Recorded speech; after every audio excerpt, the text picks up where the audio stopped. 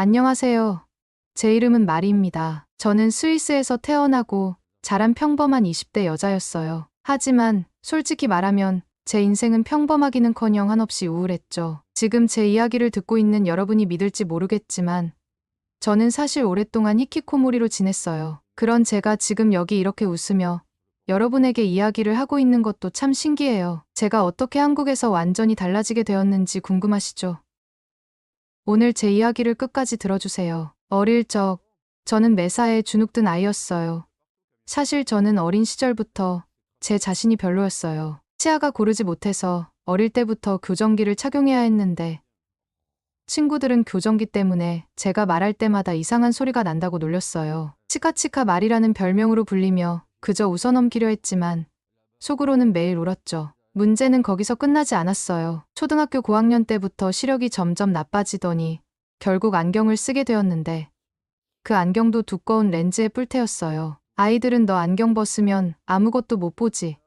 초점 맞추려고 얼굴 찌푸리는 거 봐라며 끊임없이 놀렸어요. 제 피부도 예민해서 여드름이 많았는데 그걸 본 친구들이 거울 깨진 얼굴 같다는 말을 했던 날은 집에 와서 이불을 뒤집어 쓰고 한참을 울었어요. 그렇게 하루하루 학교가 무섭고 사람들 앞에 나서는 게 두려운 아이가 되어갔죠. 그나마 제가 위로를 받았던 건 음식을 먹을 때였어요. 엄마가 만들어준 크림 파스타, 따뜻한 치즈가 잔뜩 올라간 피자, 달콤한 초콜릿 케이크, 이런 음식들을 먹고 있으면 잠시나마 마음이 편안해지는 것 같았어요. 문제는 제가 스트레스를 받을수록 더 많이 먹었다는 거예요. 체중이 점점 늘어나면서 아이들의 놀림은 더 심해졌어요. 뚱뚱한 안경쟁이라는 말을 듣는 건 기본이고 체육 시간에는 제 옆에 서기 싫다고 노골적으로 싫은 티를 내는 친구들도 있었죠. 결국 저는 점점 세상과 멀어지기 시작했어요. 고등학교 시절엔 매일 학교에 가는 것이 전쟁터에 나가는 것처럼 느껴졌어요. 매일 아침마다 배가 아프고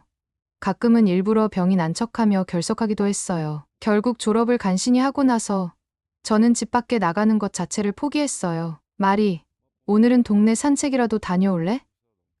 엄마가 손을 잡고 밖으로 나가자고 애원했지만 저는 그저 싫어, 귀찮아라는 말만 되풀이했어요. 엄마는 한숨을 쉬며 물러났지만 저는 스스로가 점점 더 쓸모없는 사람처럼 느껴졌어요. 제 하루는 항상 똑같았어요. 방 안에서 유튜브를 보거나 넷플릭스 드라마를 정주행하는 것. 그리고 배달음식으로 끼니를 때우는 게 전부였죠. 그렇게 하루하루를 반복하며 살던 어느 날 우연히 유튜브를 검색하다가 한국인 유튜버의 영상을 보게 되었어요. 제목이 뭐였더라? 아마 한국의 하루 브이로그 같은 거였을 거예요. 별 기대 없이 틀었는데 그 영상이 제 눈을 사로잡았어요. 잠깐 여러분 그거 아세요? 여러분의 구독, 좋아요, 알림 설정은 저에게 가장 큰 힘이 됩니다. 클릭 한 번으로 제게 큰 힘을 주시길 바라요. 서울의 야경은 정말 화려했고 시장 골목길에서 사람들이 활기차게 움직이며 맛있는 음식을 먹는 장면은 정말 신기했어요. 떡볶이라는 음식이 그렇게 유명한가 싶어 검색해보니 온통 빨간 소스에 가득 담긴 떡들이 화면을 가득 채웠죠. 그날 이후로 저는 그 유튜버의 채널을 정주행하기 시작했어요. 한국에선 사람들이 어떻게 사는지, 뭘 먹고, 뭘 입는지가 점점 궁금해졌어요. 그저 일상을 보여주는 영상일 뿐인데도 뭔가 특별한 느낌이 들었어요. 한국의 길거리 풍경, 사람들의 활기찬 모습, 다양한 음식들, 모든 게 저한테는 새로운 세상이었죠. 특히 그 유튜버가 한국의 화장법이나 다이어트에 대해 소개하는 영상들은 저에게 엄청난 충격이었어요. 솔직히 말하면 저는 평생 제 외모를 어떻게 가꿔야 하는지 몰랐어요. 제 피부는 민감하고 여드름이 많아서 그냥 포기한 상태였고 메이크업 같은 건 시도조차 해본 적이 없었거든요. 그런데 그 유튜버가 보여준 한국의 스킨케어 루틴은 마치 마법 같았어요. 다양한 팩, 에센스, 토너를 쓰면서 피부를 가꿔나가는 모습에 나도 한번 해볼까 라는 생각이 들더라고요. 게다가 다이어트 영상을 볼 땐 저도 모르게 화면을 멈추고 메모까지 했어요. 그 유튜버가 가르쳐주는 간단한 스트레칭 동작이나 맛있는 저칼로리 음식 레시피들은 제가 한 번도 시도해보지 않았던 것들이었죠. 그녀는 다이어트는 자기 자신을 사랑하는 과정이에요라는 말을 자주 했는데 그 말이 유난히 제 가슴에 와닿았어요. 나도 이렇게 살아보고 싶다. 화려한 메이크업을 하고 자신감을 가지고 웃는 그녀의 모습이 저와는 너무 달랐지만 이상하게도 부럽지 않았어요. 오히려 나도 이렇게 변할 수 있을 거라는 희망이 생기더라고요. 그 순간 저도 모르게 이렇게 중얼거렸어요. 엄마, 나 한국 가보고 싶어. 엄마는 깜짝 놀라며 저를 쳐다봤어요. 평생 집 밖에도 나가지 않던 제가 여행을 가고 싶다니. 그건 정말 기적과도 같은 일이었으니까요. 하지만 그때까지만 해도 엄마는 몰랐을 거예요. 이 말이 제 인생을 송두리째 바꿀 거라는 걸요. 엄마와 아빠는 처음엔 제 말을 믿지 않았어요. 평생 방 안에 틀어박혀 있던 딸이 한국에 가겠다고 하니 그저 순간적인 호기심일 거라고 생각했겠죠. 말이 괜찮겠니? 한국은 낯선 나라야. 내가 적응할 수 있을까? 라고 묻는 엄마의 걱정 어린 얼굴을 보며 저도 솔직히 두려웠어요. 하지만 그 유튜버의 영상들을 보면서 제 마음속에 조금씩 자신감이 생겼어요. 나도 바뀌고 싶다는 간절함이 저를 움직이기 시작한 거예요. 저는 부모님을 설득하기 위해 한국에 대한 정보를 찾아보고 어학원 단기 연수 프로그램까지 직접 신청서를 작성해 보여드렸어요. 결국 부모님은 제 열정을 보고 승낙하셨고 저는 인생 최초로 낯선 나라로의 여행을 준비하기 시작했어요. 한국으로 가는 비행기 안에서 저는 두근거림과 불안함이 뒤섞인 감정을 느꼈어요. 과연 내가 이곳에서 잘 지낼 수 있을까라는 걱정이 머리를 떠나지 않았죠. 하지만 기내식으로 나온 한국식 비빔밥을 먹는 순간 조금씩 기대감이 생겼어요. 양념을 비벼서 한 입 먹었는데 입안에 퍼지는 매콤하고 고소한 맛이 너무 신기했어요. 이게 한국 음식의 시작이라면 앞으로 얼마나 더 많은 새로운 맛을 경험할 수 있을까 하고 혼자 상상하며 설렜어요. 인천공항에 도착했을 때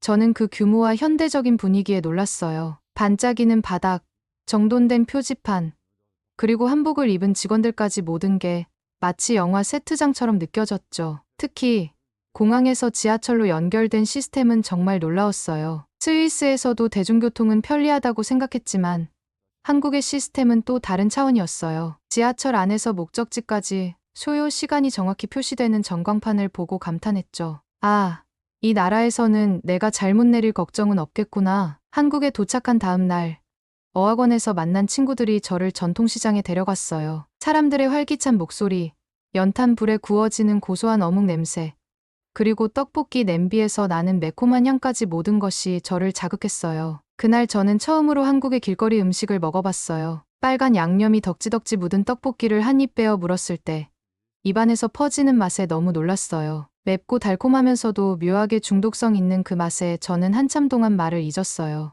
옆에서 친구가 웃으며 한국에서는 이거랑 튀김을 같이 먹어야 돼 라며 튀김을 떡볶이 소스에 찍어줬어요. 그렇게 먹어본 튀김 역시 환상적이었죠. 그날 집에 돌아와 저는 무작정 다이어리를 꺼내 이렇게 적었어요. 한국에서는 모든 게 색다르다. 음식부터 사람들의 에너지까지.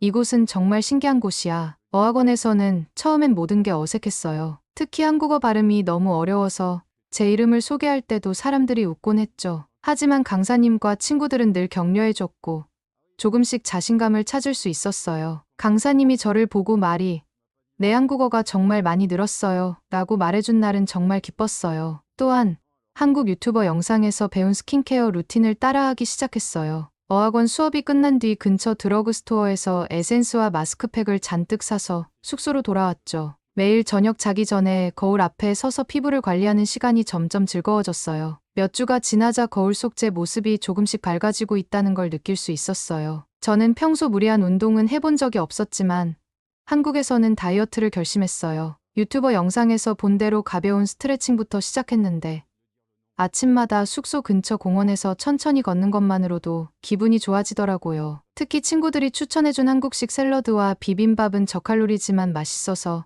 다이어트를 즐겁게 만들어줬어요. 다이어트는 자기 자신을 사랑하는 과정이라는 유튜버의 말처럼 저는 제 몸과 마음을 조금씩 돌보기 시작했어요. 한국에서의 생활은 매일이 새로웠어요. 특히 어느 날 한복 체험 카페에서 친구들과 전통 의상을 입고 사진을 찍었을 때 제 자신이 정말 달라졌다는 걸 느꼈어요. 친구들이 찍어준 사진 속 제 얼굴엔 웃음이 가득했거든요. 이게 정말 나야? 그날 밤 저는 눈물이 났어요. 기쁨과 후회가 뒤섞인 복잡한 감정이었지만 한 가지는 분명했어요. 저는 이제 과거의 어두운 마리가 아니었어요. 한국에서 저는 처음으로 나도 행복할 수 있다는 걸 깨달았어요. 한국에서의 생활은 정말 꿈만 같았어요. 어학원 수업에 열심히 참여하고 스킨케어와 다이어트를 병행하면서 제 자신이 조금씩 달라지고 있다는 걸 느낄 수 있었죠. 처음엔 아무리 발음 연습을 해도 낯설기만 하던 한국어도 점점 익숙해졌고 새로운 친구들도 생기면서 매일이 설레었어요. 하지만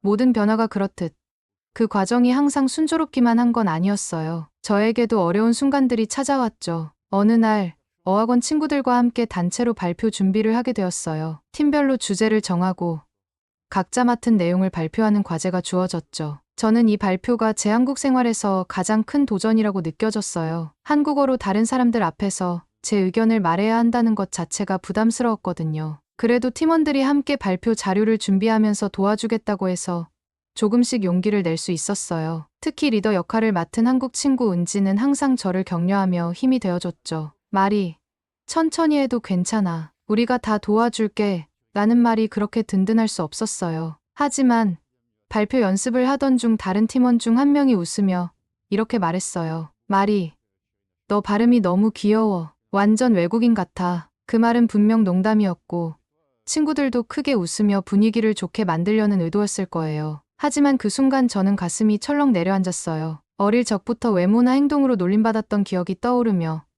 갑자기 그 자리에 있는 게 너무 힘들어졌죠. 여기도 나를 이상하게 보는 걸까? 내가 아무리 노력해도 사람들은 나를 다르게 볼 거야. 그날 밤, 저는 한참을 울었어요. 한국에 와서 처음으로 스스로에 대한 의심이 들었죠. 정말 내가 괜찮아지고 있는 걸까? 다음 날, 저는 팀 발표 준비를 핑계 삼아 어학원에 가고 싶지 않았어요. 하지만 은지가 직접 제 숙소로 찾아왔어요. 말이, 내가 많이 힘들었지. 어제 내가 몰랐어. 미안해. 은지의 진심 어린 말에 저는 마음이 조금씩 풀렸어요. 은지는 저를 위로하며 이렇게 말했어요. 우리 모두 처음엔 실수도 하고 부족한 부분이 있어. 나도 내가 한국어로 발표를 준비하는 모습을 보면서 정말 대단하다고 생각했어. 그러니까 포기하지 말자. 은지는 그날 밤까지 제 발음 연습을 도와줬어요. 그녀는 단순히 발음만 고쳐주는 게 아니라 발표에서 중요한 부분마다 저를 칭찬해주며 자신감을 북돋아줬죠. 여기서 목소리를 조금 더 크게 해봐. 진짜 멋있을 거야. 라며 구체적인 조언을 아끼지 않았어요. 발음 연습이 끝난 뒤 은지가 갑자기 이렇게 말했어요. 말이, 내일 발표 전에 내가 너한테 화장을 좀 해줄까? 정말 간단한 거야. 근데 하고 나면 더 자신감이 생길걸. 저는 조금 망설였어요. 제가 화장을 해본 적이 없다는 게 부끄럽기도 했고 어색하게 보일까 걱정됐거든요. 하지만 은지가 손수 자신의 화장품들을 챙겨와서 한 번만 믿어봐 라고 말하는데 거절할 수가 없었어요. 다음 날 아침, 은지가 저희 숙소에 와서 제게 기본적인 화장법을 알려줬어요. 스킨케어 후에 쿠션 파운데이션을 얇게 두드리는 방법부터 아이섀도우와 립 틴트를 활용해 자연스럽게 생기를 더하는 팁까지 세세히 가르쳐줬죠. 이렇게 하면 눈이 더 또렷해 보이고 얼굴도 더 밝아 보여. 어때? 어렵지 않지? 거울을 보니 제 모습이 너무 달라 보였어요. 화장은 정말 간단했지만 피부가 훨씬 깨끗하고 매끈해 보였고 입술에 살짝 바른 틴트 덕분에 얼굴이 생기 있어 보였죠. 저는 거울 속 제 모습을 보며 믿을 수 없다는 듯 웃었어요. 은지, 이게 정말 나야? 나도 이렇게 예쁠 수 있는 거야? 은지는 활짝 웃으며 말했어요. 그럼. 근데 말이야.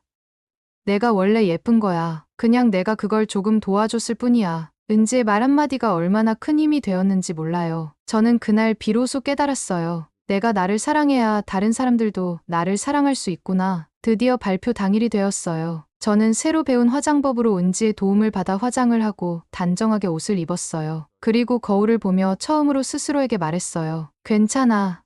넌 잘할 수 있어. 무대에 서서 손에 든 메모지를 꽉 잡고 있었어요. 손은 여전히 땀으로 미끄러졌지만 이번엔 떨리는 마음보다 더 큰 자신감이 느껴졌어요. 은지가 무대 아래에서 환하게 웃으며 괜찮아 라고 입모양으로 말하는 걸 보고 깊게 숨을 들이마셨죠. 한 문장씩 천천히 발표를 이어나갔고 예상과 달리 제 발표는 실수 없이 끝났어요. 마지막에는 다른 팀원들이 더 긴장한 제 모습을 덜어주려고 재미있는 마무리를 도와줬고 발표가 끝난 뒤에는 모두 큰 박수를 쳐줬어요. 그 순간 저는 깨달았어요. 내가 완벽하지 않아도 괜찮아. 사람들이 나를 무조건 싫어하지는 않아.